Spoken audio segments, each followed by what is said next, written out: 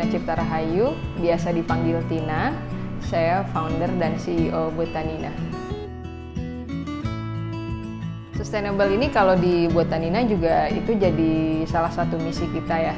Jadi kalau di kami itu kami menamakannya sustainable happiness. Jadi kebahagiaan yang dialami oleh seseorang itu bukan cuma untuk dia aja, tapi juga untuk lingkungannya, untuk kelompok manusia di sekitarnya. Jadi intinya sih sustainable itu menurut saya bahagia yang kita alami, kesenangan yang kita alami itu nggak harus mengorbankan kepentingan yang lain gitu.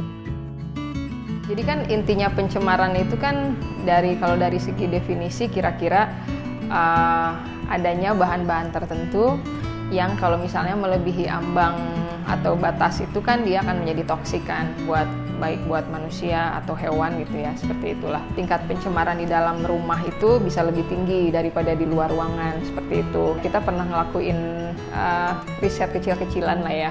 Kita menginterview orang-orang gitu, ada berapa brand sih, ada berapa jenis produk sih yang kamu pakai sehari-hari di dalam rumah gitu. Dan kita menemukan bahwa kita tuh bisa mengkonsumsi 50 produk ya, mulai dari pembersih, pengharum, buat badan beda, buat bersih-bersih beda, buat mobil beda lagi gitu-gitu kan. Tapi karena kita pakainya tiap hari, terus kita pakainya banyak banget, jadi pada akhirnya kan semua yang kita hirup, semua yang kita makan itu kan semua akan diserap sama tubuh kan. Badan kita tuh sebenarnya punya mekanisme membuang kan ya, seperti itu. Tapi ketika banyak banget yang masuk tuh jadi nggak seimbang gitu loh antara zat sintetis yang masuk dengan kemampuan kita membuang. Cuman akibatnya ketika banyak banget yang pakai jadinya numpuk gitu loh. Dan ketika hormon di badan nggak seimbang kan biasanya efeknya macam-macam.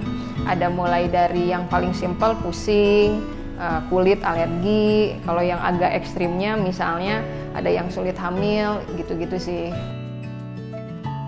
Pesan utamanya sih aku pengen ngajak orang-orang untuk lebih care lagi sama, pertama selalu semuanya dimulai dari care terhadap diri sendiri kan.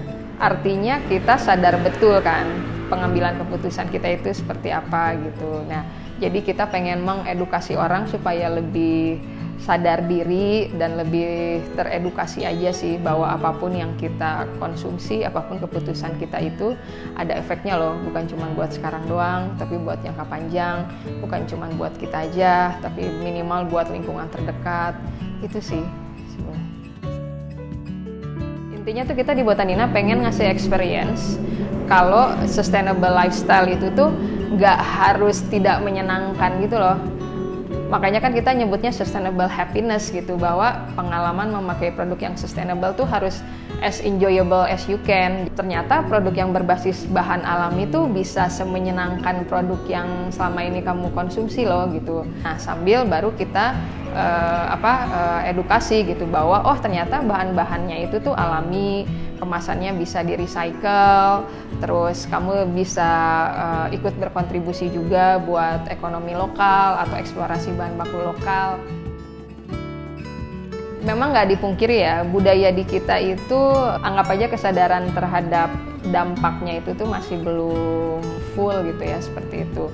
Bisa jadi karena nggak tahu, bisa jadi karena tahu tapi belum dapet feel-nya gitu ya. Tapi dia akan menemukan momennya misalnya ketika hamil atau punya anak. Jadi kan orang tuh kan mulainya dari tahu, terus sadar, terus kayak ngerti kayak gitu kan. Nah itu tuh kan butuh momen-momen perubahan dalam hidupnya gitu. Jadi kesulitannya itu adalah karena kesadarannya masih rendah, jadi kita harus bisa merangkul sebanyak mungkin ekosistem bisnis kita gitu loh, orang-orang yang bisa ngebantu kita, yuk sama-sama kita mengedukasi.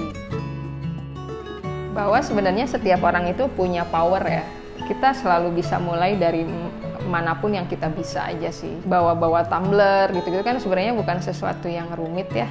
Kayak itu masalah kebiasaan aja kan, kalau udah 20 hari, 30 hari juga tiba-tiba inget sendiri kan si memorinya gitu. Jadi intinya sih buat anak muda sekarang bahwa jangan pernah ngerasa bahwa kita itu nggak punya power, karena perubahan sekecil apapun kadang bisa menginspirasi mulai dari teman kita, keluarga kita, apalagi kalau main aktif di sosial media seperti itu. Ya siapa lagi gitu yang bisa ngerubah itu bareng-bareng kalau nggak kita gitu. Apapun yang kamu bisa, lakuin aja. Dan yang namanya hidup kan emang pelan-pelan gitu ya. Tapi ya pokoknya start now aja lah gitu.